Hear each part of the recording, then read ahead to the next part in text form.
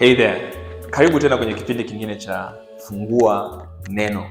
Hapa kwenye Fungua Neno tunakuja pamoja kama Wakristo, tunakuja pamoja kama watu ambao tunampenda Mungu, kama watu ambao tumejinyenyekesha kwa mkono wa nguvu wa Mungu, tukiamini kabisa kwamba hili neno lake ni kweli. Kwa nini ni kweli? Kwa sababu Mungu ni kweli, ya? Na neno lake ni kweli. Na hili neno ambalo ni kweli ndio linatuweka huru kutoka kwenye utumwa wa dhambi. Hivyo basi, take a copy of God's word, twende kwenye sura ya mwisho. Tuko kwenye sura ya mwisho ya kitabu cha Petro, waraka wa kwanza wa Petro. Ya? Petro yuko anawaandikia hawa Wakristo ambao wamesambaa kwenye haya maeneo ya Pontus, Galatia, Cappadocia, Bithynia na maeneo kama hayo ambayo leo tunaita ni maeneo ya Uturuki. Anawatia moyo hawa Wakristo ambao wamesambaa kwenye haya maeneo kwa sababu wako kwenye hofu ya kukamatwa, ya kufungwa na kuteswa. Kwa hiyo anaandika hii barua kuwatia moyo. Kwa hiyo leo tunaangalia mstari wa 9. Kwenye mstari wa 8 alikuwa anawapa reality check. Alikuwa anawasaidia Wakristo hawa kuelewa kwamba kuweni makini kwa sababu kuna ibilisi, mna adui ambaye yuko anawawinda, ambaye kila wakati yuko anatafuta kuwadhuru, anatafuta kuwaharm, anatafuta kuwaua. Akasema akamchukulia huyo ibilisi akachora picha ya simba ambaye anaunguruma, yuko anatafuta mtu wa kumdhuru, anatafuta mtu wa kumla.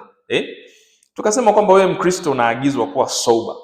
Kuwa sober anasema kwenye kila kitu, be on the alert, kaa chonjo, kuwa makini, kuwa tayari wakati wote, in season, out of season. Kuwa tayari wakati wote. Huyu ibilisi anaweza akaja kukuattack wewe. Kwa tuko kwenye vita. Na tukaangalia jinsi ambavyo Mkristo, sometimes Wakristo leo tunasahau kabisa kwamba kumbe tuna adui. Tunafanya mambo yetu kama vile tuko kwenye nyakati za amani. Lakini really tuko kwenye vita. Tuko kwenye vita, ndio maana tunaambiwa tuvae silaha za Mungu.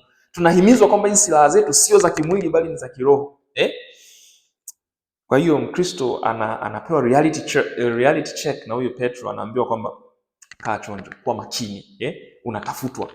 Lakini mstari wa 9 anakuja anasema kwamba but so anatoa a reality, a truism ambayo ni kwamba kuna ibilisi, kuna adui ambaye anawatafuta hawa Wakristo, anawatafuta kuwala, anawatafuta kuwakamata, anawatafuta kuwaua na kuwadhuru.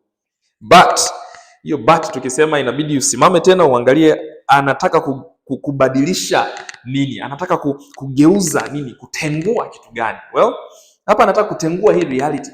Na kwamba there is a reality kwamba unatafutwa, unawindwa, unatafuta kudhuliwa. Uko kwenye vita Mkristo. But there is a reality nyingine. But resist him. Yeah? But resist him. Unakuwa assured Mkristo kwamba kumbe sio lazima wewe Mkristo uangukie kwenye hizi sanaa za ibilisi, uangukie kwenye hizi mipango michafu ya ibilisi. Sio lazima ushindwe kila vita. Mkristo, kushindwa vita inafananaje? Wewe Mkristo akianguka kwenye dhambi ni mfano mzuri kabisa kwamba ameishindwa vita na ibilisi. Ameshindwa kumresist yule ibilisi. Kwa the reality hapa ni kwamba yes, ibilisi yupo, una adui, uko vitani. Lakini it is also true kwamba una uwezo Mkristo wa kumresist. Kumresist ni kufanyeje? Kumzuia, kumpinga. Yaani wewe inabidi uwe ni yule ambaye unampinga ibilisi. You can push back. Kwa nini? Kwa sababu una Roho Mtakatifu ndani yako.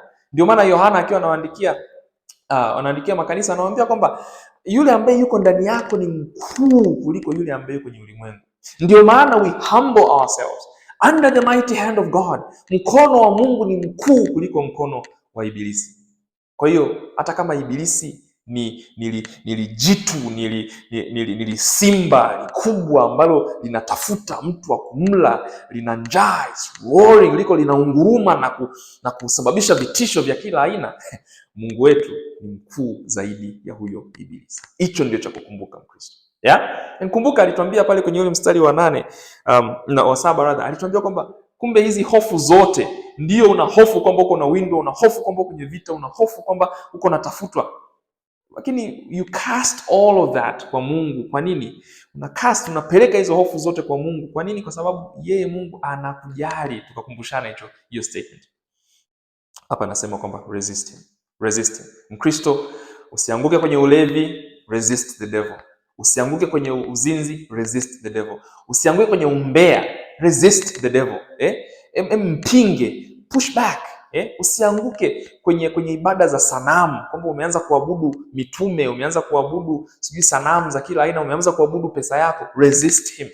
Usianguke kwenye ulaghai, usianguke kwenye uasherati, usianguke kwenye mazungumzo ambayo hayana faida, mizaha. Usianguke huko, kwa sababu hiyo ni vita ambayo ibilisi yuko anakuletea. Usianguke kwenye uchoyo na ubahili. Hiyo ni vita ambayo ibilisi anakuletea. Anasema resist him. Resist him.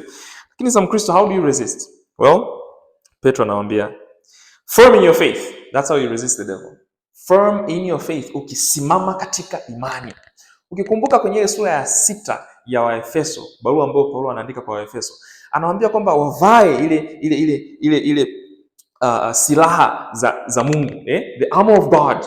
Kwenye sura ya 6 anasema kwamba mkishikilia kwenye mikono yenu ngao ya imani, the shield of faith, ngao ya imani. Hichi ndicho ambacho anakiongelea hapa, kwamba kumbe imani yako, ukisimama katika imani yako Mkristo, you resist the devil. Ukisimama katika imani yako Mkristo, ukisimama, anasema you can fend off the arrows. Yule ibilisi akiwa anakurushia mishale ambazo zinakuja kukudhuru, wewe unasimama na ngao yako ya imani, unasema mimi namwamini Mungu, aliye ndani yangu ni mkuu kuliko yule ambaye kwenye ulimwengu. Kwamba Mungu atanilinda mimi, maisha yangu yamefichwa katika Kristo, nimefanyika kuwa kiumbe kipya, mimi ni mwana wa Mungu, tazama yaliyopita yameenda huko, na mimi tazama nimefanyika kuwa kiumbe kipya. Resist the devil, resist him. Anasema firm in your faith. Ina maana ya idea ya kuwa sober ni kwamba if you're not sober, then the implication hapa ni kwamba kama hauko una akili ile timamu, hauko umekaa chonjo, hauko on the alert, the implication ni kwamba imani yako haujasimamia kikamilifu. Haujasimama katika imani yako. Unasimamaje katika imani yako? Well, kuna the common means of grace. Kusimama katika imani ina maana uko una maisha yako ya maombi ni yana afya njema. You have a healthy prayer life. Wewe ni muombaji, lakini wewe ni ambaye unafungua neno siku hadi siku kujua hizi ahadi za Mungu ambazo anakupa. Ni mtu ambaye haukai peke yako kama Mkristo unasema mimi bwana naendaga kwenye, tuliongelea hii kidogo wakati tunaongelea wale viongozi na namna ya kufanya kanisa, namna ya kuhudhuria kanisa, kwamba wewe sio yule ambaye unajitenga na Wakristo wenzako, unaenda YouTube kuangalia ibada badala ya kwenda kanisani kukaa na watakatifu wenzako. Mtiane moyo kwenye ile sura ya 10 na mstari wa 25 wa Waebrania, anawaambia stirring each other up in love, do not assemble, do not neglect the assembly of believers. Msijisahau kuto kuungamana na kuja pamoja kwa wale watakatifu.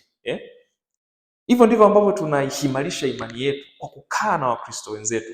Kukaa na Wakristo wenzetu watutie moyo, watuinue, watuhimize, watukanye, watuonye, watusahihishe, watupe maneno ya hekima. Tunakaa pamoja na Wakristo wenzetu, tunakaa pamoja na neno la Mungu, tunalisoma neno la Mungu, devote yourself to prayer, tunaomba bila kukoma. Hivyo ndivyo ambavyo we can be firm in our faith. Hivyo ndivyo ambavyo tunamresist ibilisi. Knowing that the same experiences of suffering are being accomplished by your brethren who are in the world. Hiyo fellowship inakuja hapo. Kwamba unamsukumaje huyo ibilisi? How do you push back? Unamshindaje huyo ibilisi? Well, inabidi ukae ukikumbuka kwamba haya mateso ambayo unayapitia wewe sio mateso yako peke yako. Sio mateso ambayo wewe peke yako ndio unaonewa, wewe ndio mimi kila siku tu vishawishi ndio vile na nini. Hapana.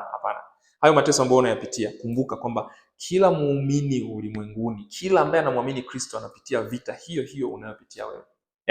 Ndio maana yule mwandishi wa Waebrania anawahimiza sana wale wa Kristo ambao anawaandikia, akiwaambia kwamba jamani, huyu Bwana wetu tuliye naye, huyu kuhani mkuu tuliye naye, sio kuhani ambaye hatuelewi, sio kuhani ambaye haelewi mapito yetu na changamoto zetu, bali yeye mwenyewe alipitia hizi changamoto, yeye mwenyewe alijaribiwa kwa kila namna, and yet hakutenda dhambi.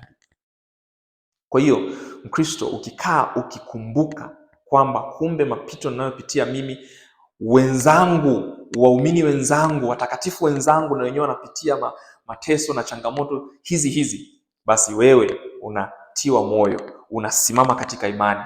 So how do you know kwamba wenzako wanapitia hizi changamoto? Well, ndio hicho ambacho tumekisema. You need to have fellowship. Inabidi uwe na ujamaa, uwe na undugu na hawa ndugu zako katika Kristo, ili na wenyewe waweze kusimulia changamoto ambazo wanapitia, ili na wenyewe waweze kusimulia namna ambavyo wameshinda vile vizingiti na vile vitisho na vile vishawishi ambavyo viliwajia. Yeah? That is supposed kukusaidia wewe. Hiyo inatakiwa kukusaidia wewe Mkristo kusimama katika imani. Na kama hujampokea Yesu Kristo, then hii kitu bado haikuhusu. Vita ambayo unaipitia ni vita ambavyo it's a losing battle. Hauna silaha sahihi za kumshinda Ibilisi. Hivyo basi, weka imani yako katika Kristo ili Yesu akupiganie vita yako. Yeah? Weka imani yako katika Kristo, usamehewe hizo dhambi ambazo unateseka nazo. Utolewe, ufunguliwe kutoka kwenye hiyo hali ya utumwa katika dhambi ambayo unayo. Yeah? Na kama wewe ni Mkristo, basi resist the devil. Jua kwamba una uwezo wa kumresist Ibilisi, kwa sababu yule aliye ndani yako ni mkuu kuliko aliye kwenye ulimwengu. So next time hivi vishawishi vikija, majaribio yakija, simama katika imani. Simama katika imani, useme mimi nimenyenyekea kwa Mungu. Nimenyenyekea kwa Mungu. Kama Paulo anasema, anawaambia Warumi, kama Mungu yuko nasi, ni nani anaweza kuwa dhidi yetu? And really the implied answer hapo ni kwamba no one. Hamna ambaye anaweza akaja dhidi yako kwa sababu Mungu yuko nawe. I really pray kwamba hili neno litakutia moyo. Amen.